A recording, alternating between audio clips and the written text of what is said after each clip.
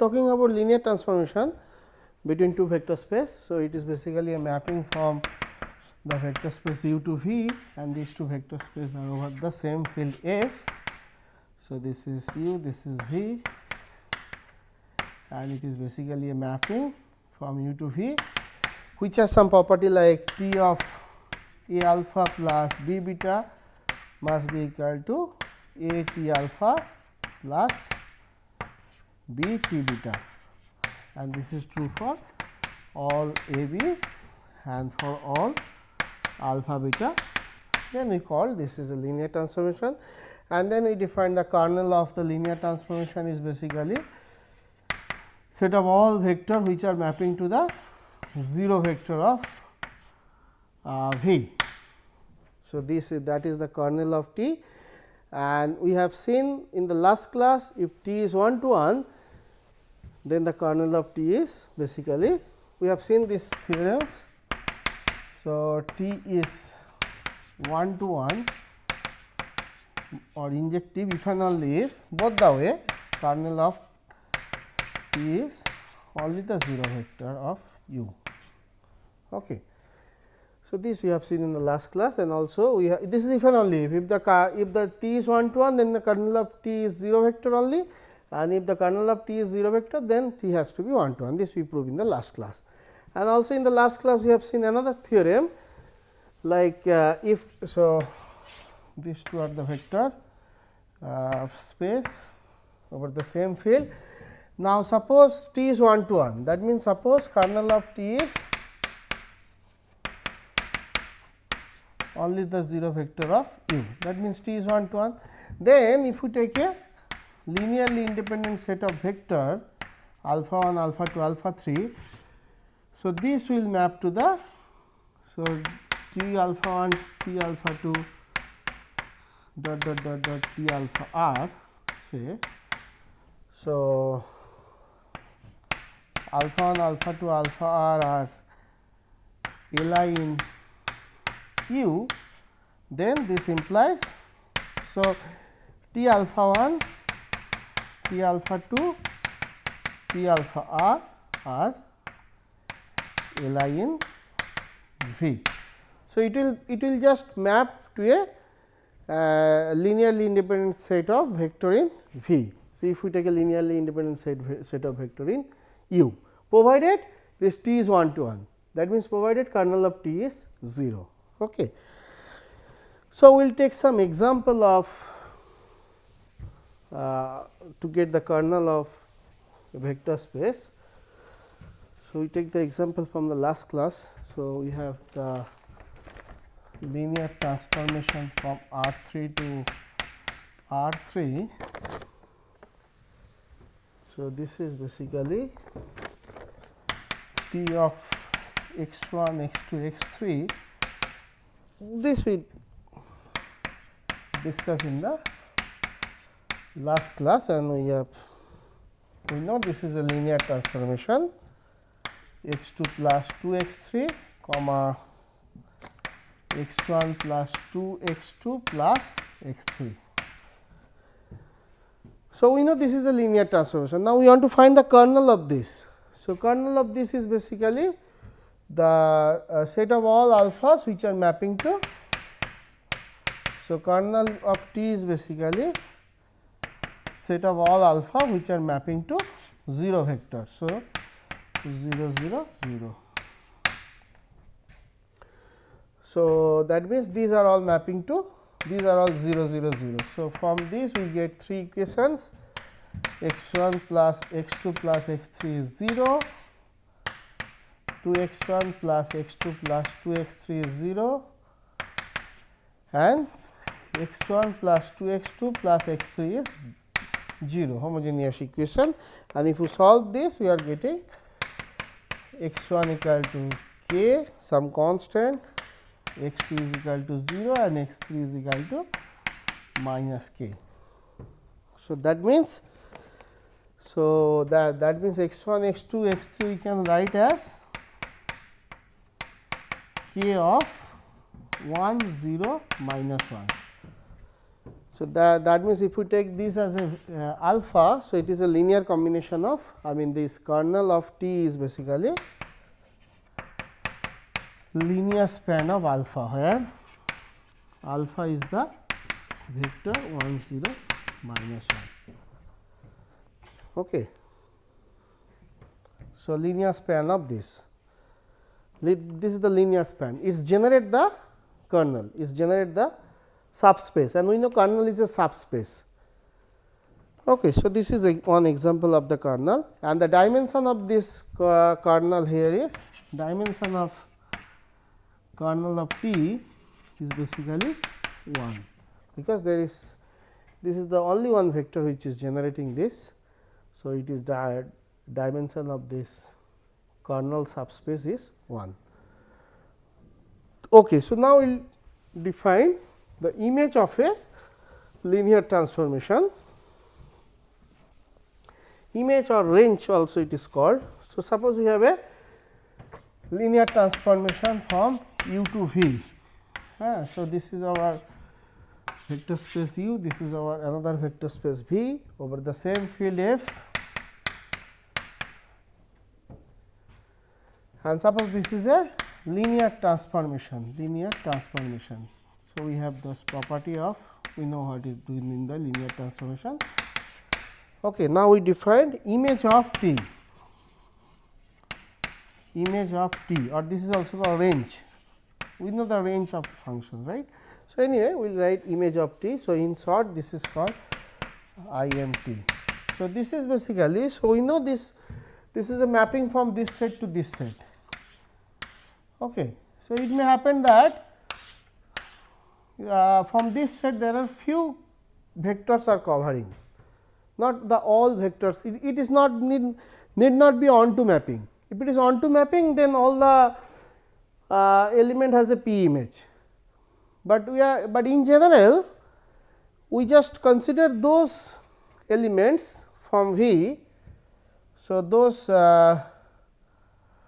vector, those say beta from V such that there exists alpha for which T alpha is equal to beta. So, we consider those element who has a P image over here. So, this is beta, we have a alpha such that under T this is basically T alpha. So, collection of those sets is called basically range of a function, or it is called also image of T. Okay. So, it is basically the collection of all the vectors of V which is having a pre-image, in use. That means, there exists a alpha such that it is that alpha is mapping to the vector beta. Okay. This collection is called range of T or image of T. Now, we will show this is again will form a vector space, subspace under this V. So, how to show this? So, our theorem is, so image of T is a subspace of V. Okay. So, how to prove this? So, to prove this subspace, we know we have to take beta 1 beta 2 from this set, and we need to show that A beta 1 plus A beta 2 sorry B beta 2 is belongs to this, and this is true for all this all A B. If we can show this, then we can say this subset is a form a subspace of subspace. So, how to prove that? Okay. So, we take beta 1 beta 2 from the image set of or range set of T. That means, there exists a, since they are in image set, there exists alpha and alpha 2 from U such that so there exists alpha and alpha 2 such that T alpha 1 equal to beta 1 and T alpha 2 is equal to beta 2. C is there in the image of T. Okay. So, now we consider A beta 1 plus B beta 2. So, this is nothing but what? This is nothing but A T alpha 1 plus B T alpha 2. Now, this is a T is a linear transformation. So, this is nothing but A alpha 1 plus B alpha 2. So, now this is this is some alpha, this is T alpha. So, that means where alpha is equal to A alpha 1 plus B alpha 2, and this is a member in, this is a vector in U. So, it is mapping to some vector in V. So, that means this belongs to image of T. So, this is true. So, for any two alpha, for any two beta 1 beta 2, we can say A beta 1 plus B beta 2 belongs to the same set for all A B. So, this implies this is a vector space. This implies this form a subspace of V. Okay. So, we will show some properties on this subspace. So, like first property is,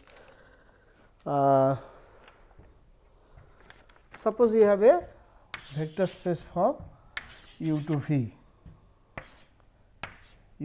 over the same field. Okay. Now, we have a linear transformation say from U to V. Yeah, we have two vector space U V, and we have a linear transformation of from U to V. Now, suppose this is say our image of T. So, this part is basically there is no P image here. So, now say this is a linear transformation. Okay. Now, if we get a basis, if we have a basis in U, so let this theorem statement is, let alpha 1 alpha 2 alpha n is a be a basis of U, then T alpha 1 T alpha 2 T alpha n generates that set, that image of T.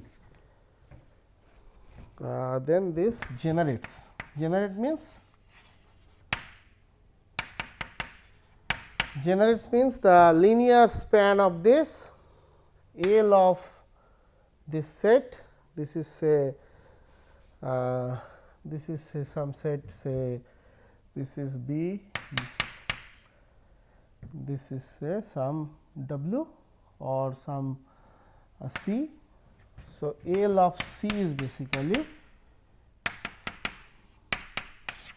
image of this. This need not be a linearly independent set, even they may not be unique, they may not be distinct also, because we are not saying that this kernel is it is a 1 to 1. If this T is 1 to 1, then we know that this will map to a linearly independent set of vector. Okay. But we are proving it, we are not assuming this is 1 to 1 so far. We just take a basis of this for any T, for any linear transformation, we are claiming that this set will generate the image of this image of T. So, how to prove that? So, proof is trivial. So, basically we need to show linear combination, linear span of this vector is basically image of T. Okay. So, now this is a subset of this, because if we take this, this is say we take this is a beta 1, beta 2, beta n. Now, if we take any linear combination of this, this will be a subset of this. Now, only thing we need to show that if we take a, this is the image of T, if we take a beta here,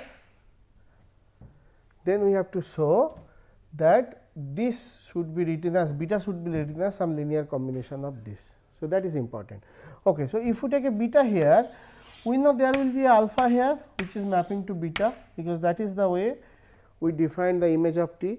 So, for a given beta there is a alpha. So, alpha is here. Now, we have seen that this is a basis of u, this is the basis of u. So, alpha must generate by this. So, alpha must be written as some a 1 alpha 1 plus a n alpha n. Okay. So, now we should write this as T of alpha must be written as T of this set summation of a I alpha I. Now, this is nothing but beta and this is nothing but summation of a I T of alpha I. So, this is the beta can be written as a linear combination of this. Okay. So, this is true. So, that means, if we take a basis from this, then it will the image of this will also generate this the range of T. Okay. Now, this need not be a distinct set, it will be a distinct set, and not only distinct, it will be a linearly independent set if this kernel of T is only 0 vector. If T is 1 to 1, then it will be a it will form a basis of that image of range of T function, a range of T set. Okay. We will take an example. So, we will take an example. So, same example we will be working on, which we, so we take a linear transformation from R 3 to R 3, and this was our linear transformation. This is going to x 1 plus x 2 plus x 3, then 2 x 1 plus x 2 plus 2 x 3, then x 1 plus 2 x 2 plus x 3. Okay. So, this is we have seen this is a linear transformation. Now, we want to find the range of this. So, for that we take the basis of this u, this is our u. So, we take the standard basis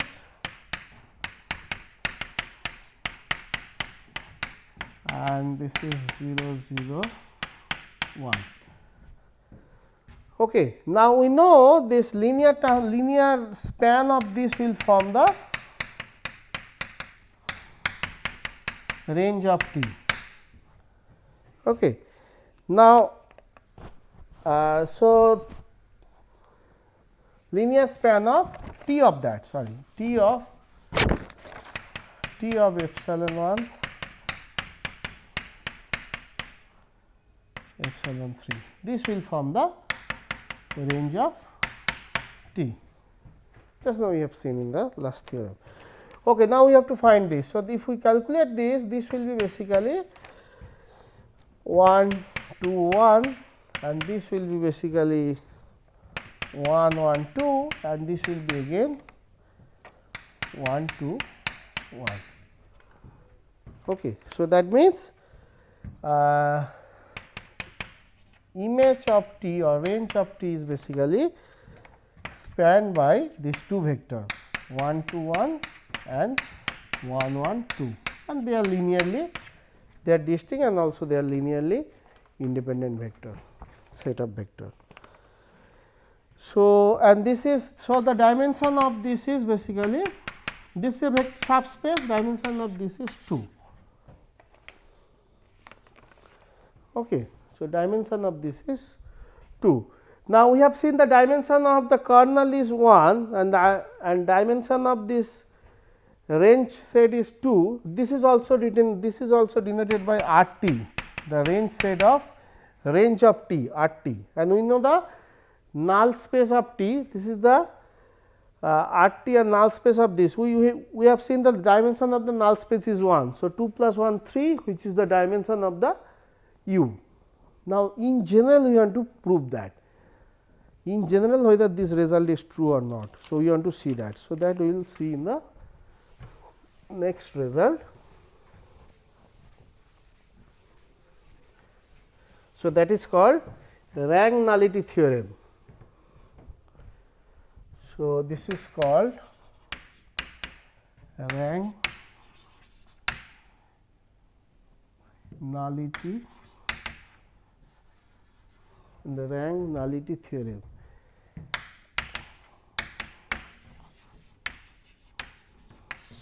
So, what this theorem is telling? So, suppose we have a linear transformation from U to V. So, we have two vector space U and V over the same field F, and we know the kernel of T. This is also, so we know this is a linear transformation. This is a linear transformation. So, it is a mapping from here to here. Okay. Now, we know the kernel of T. This is also denoted by n T, and this is a vector space. We know this is a subspace.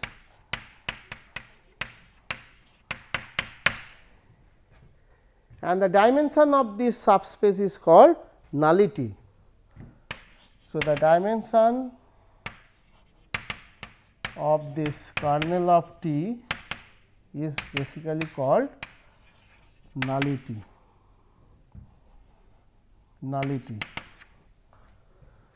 Okay. And we have seen that image of T, this is basically also range of T, this is also a subspace, and the dimension of this subspace is called rank of T. Dimension of this subspace is called rank of T. Okay. Now, this theorem is telling, so this theorem is telling nullity rank plus nullity or nullity plus rank is equal to dimension of U. This is called rank nullity theorem. So, rank plus nullity is equal to dimension of U. We are going to prove this, but you have to understand this.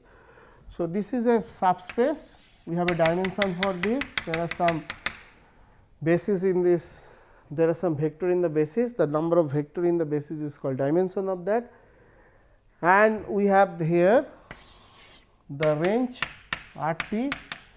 Now, this is also a subspace. So, this has a dimension, and if we add this to dimension, it will give us a dimension for the vector space V. Okay. So, how to prove that? Let us quickly try to prove this. So, we will just give a rough idea of the proof.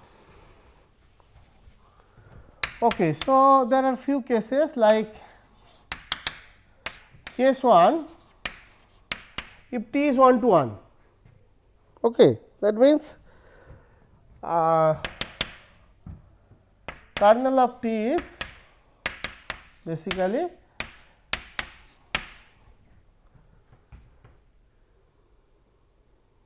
this one, that means T is 1 to 1. So, if T is 1 to 1, then we have what we have? So, we have the dimension of, so this is basically n T,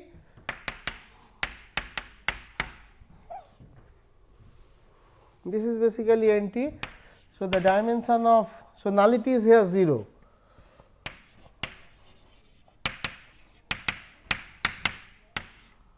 Nullity equal to 0, and then what is the rank? So, if it is 1 to 1, so that means any base. So, suppose we have a, this is U. So, we have a basis. So, suppose dimension of U is say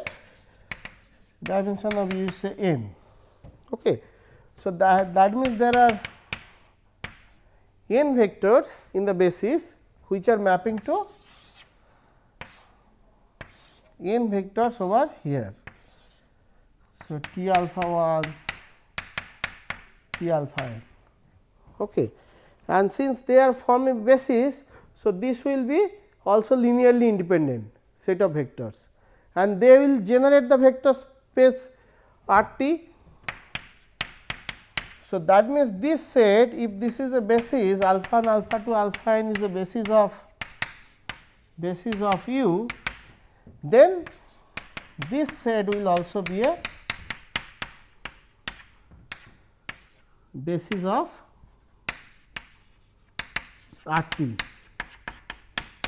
also be a basis of R T.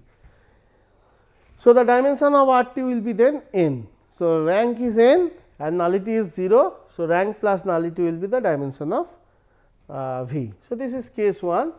Now, case 2 is if the image is the whole V. Yeah. So, if the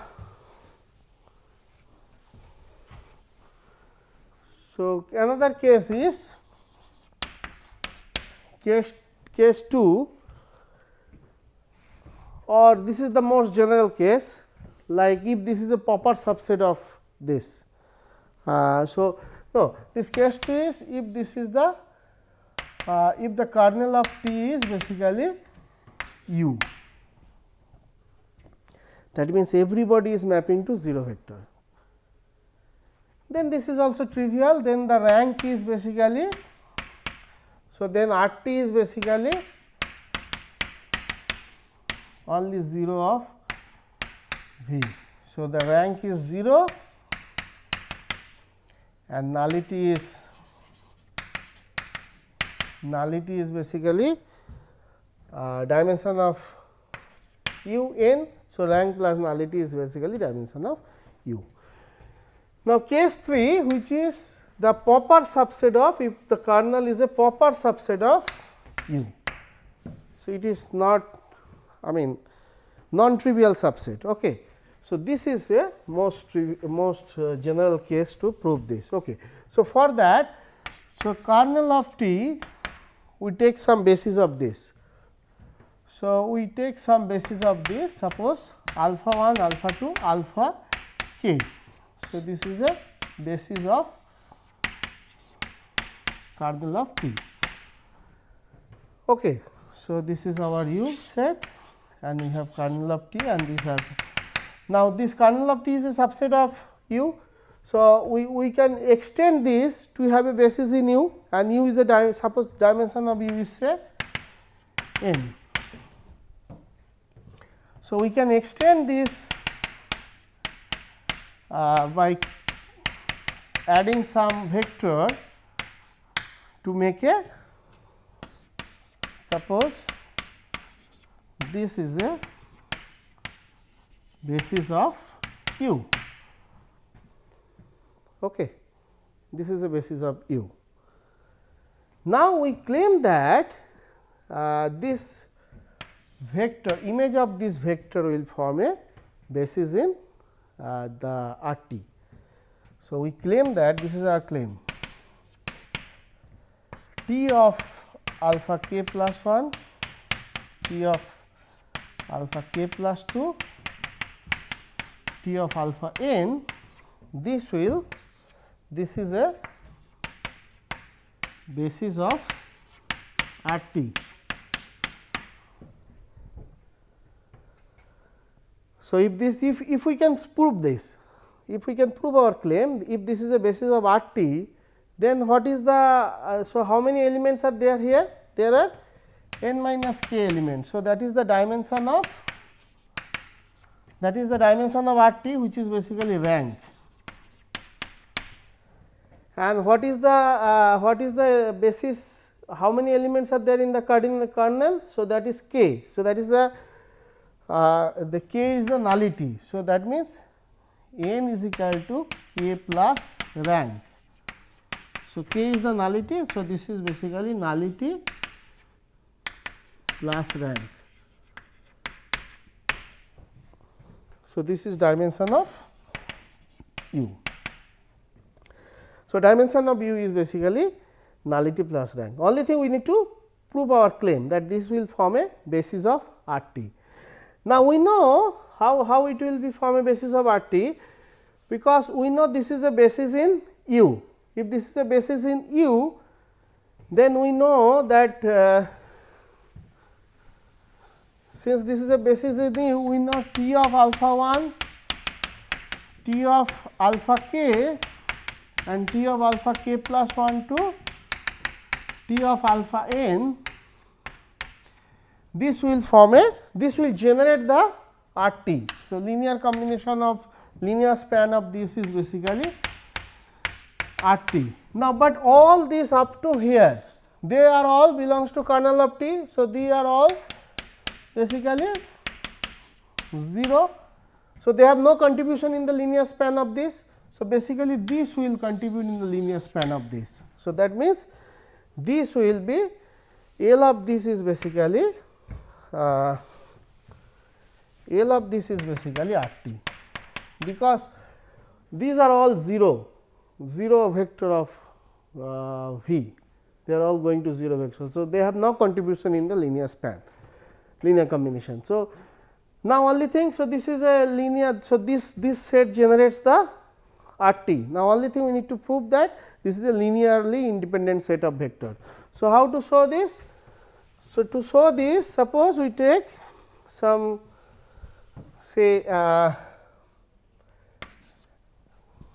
A k plus 1 T of alpha k plus 1 plus A k plus 2 T of alpha k plus 2 dot dot dot A k A n T of alpha n. Suppose this is a, we take this to be 0 vector in U. Okay. So, now this is basically this is the property of linear transformation.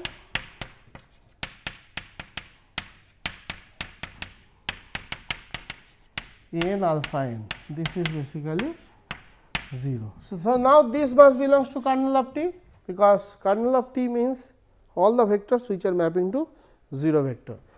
So, this must belongs to kernel of T. Now, we know the basis of kernel of T, those are basically alpha 1, alpha 2, alpha r. So, this must be written as the linear combination of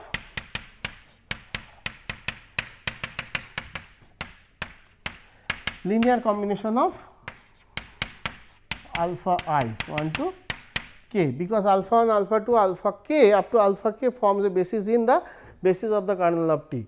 So, from here we can take this side or that side. So, we can write that A 1 alpha 1 plus A 2 alpha 2 plus A k alpha k minus A k plus 1 alpha k plus 1 minus A n alpha n is equal to 0 vector of U. Now, this alpha 1, alpha 2, alpha, these are basically the basis of U. So, that means they are linearly independent set. So, that means if their linear combination is 0, then all the scalar has to be 0. So, this implies all the AI's are 0. So, this implies this set is a this set alpha k plus 1 dot dot dot T alpha n, this is a linearly independent set of vectors. So, that means this will form a basis of R T, the range of T. So, that is the proof of our claim. So, this is the proof of the rank plus nullity theorem. Thank you.